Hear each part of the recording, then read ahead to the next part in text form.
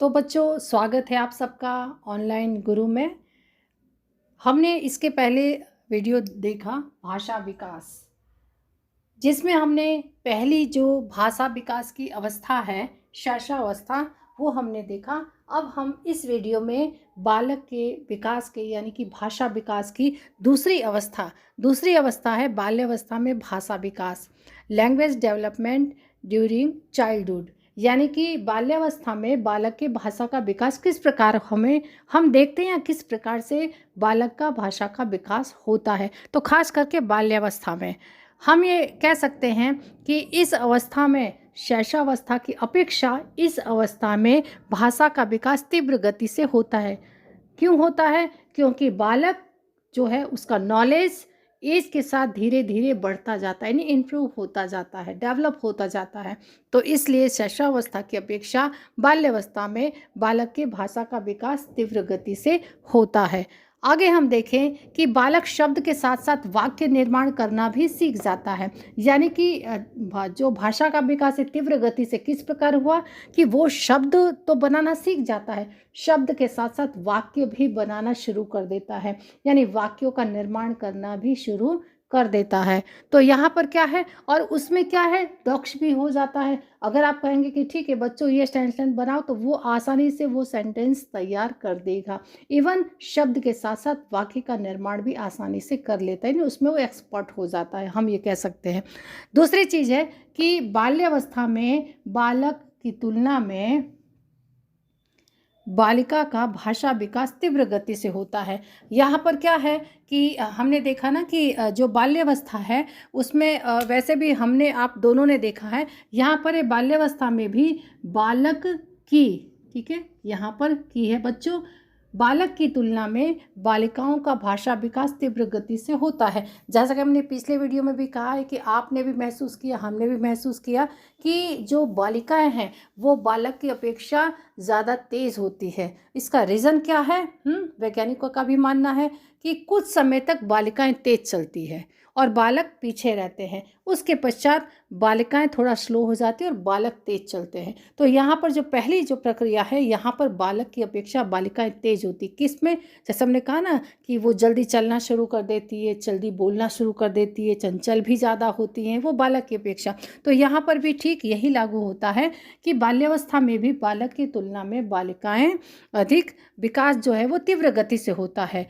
वाक्यों में शब्दों की संख्या भी अधिक होती है, यानी कि जो उनके पास शब्दों की जो संख्या होती है वो भी अधिक होती है। किसकी तुलना में? बालक की तुलना में वाक्य और शब्द की संख्या भी अधिक होती है। हम महसूस भी करते हैं, हम देखते भी हैं और हम तुलना भी हमने किया है, या फिर आपने बालक और बालिकाएं दोनों को देखा होगा तो आपने पाया होगा कि जो बालिकाएं हैं वो बालक की तुलना में अधिक तीव्र यानी कि तेज़ होती है। दूसरी चीज़ है कि अब यहाँ पर हम देखें आगे कि प्रथम 6 वर्ष बाद गति तीव्र होती है, फिर भी धीमी हो जाती है। यहाँ पर बच्चों ये ध्यान देने वाली बात है कि प्रथम 6 वर्ष तक तो बालक से तेज़ बालिकाएं चलती है, यानी 6 वर्ष तक बालिकाएं बहुत तेज़ होती है, बोलने में, चलने में, हर चीज़, व्यवहार करने में, बातचीत करने में हम एक्सपर्ट होती है।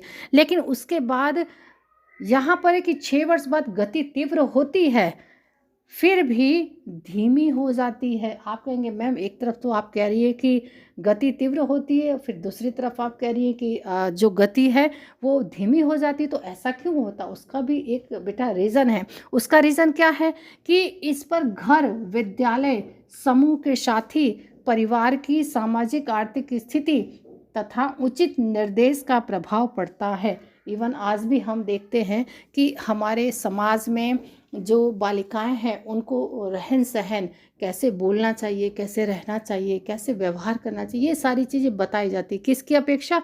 बालक की तुलना में। यहाँ पर इवन भेदभाव की बात नहीं है, लेकिन फिर भी बालिकाओं पर, संस्कारों पर ज़्यादा ध्यान देता है। इसका मतलब ये नहीं कि मैम बालक पर नहीं दिया जाता, बालक पर तो दिया जाता, लेकिन सपोज़ आप मानिए कि बालिकाएं अगर 10-11 साल की हो जाती है और थोड़ा भी तेज़ बोलती है, तेज़ मतलब कि घर के बाहर तक आवाज़ जाती है, तो बालिका को तुरंत टोका जाता है। क्यों टोका जाता है? क्योंकि उसे पराए घर जाना है। आज भी ये मानसिकता समाज में कहीं न कहीं देखने को मिलती है। हाँ, हम मानते हैं कि आज का युग जो है वो आधुनिक युग हो गया है। लड़कियाँ भी लड़कों की तुलना में, या हम कह सकते हैं कि उनके समकक्ष आकर खड़ी हुई हर क्षेत्र में आगे है। लेकिन फिर भी समाज में जो जेंडर का जो भेदभाव है, जो बालकों और बालिकाओं में जो भेदभाव है, ये जो रूढ़ियुक्तियाँ हैं, ये जो संकुचित मानसिकता है, ये संकुचित मानसिकताएं आज भी देखने को मिलती है।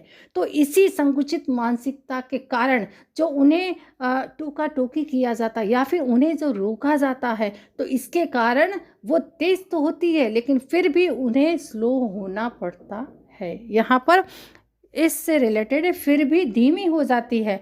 इस पर घर का माहौल कैसा है, घर में छूट दिया जा रहा है कि नहीं दिया जा रहा है।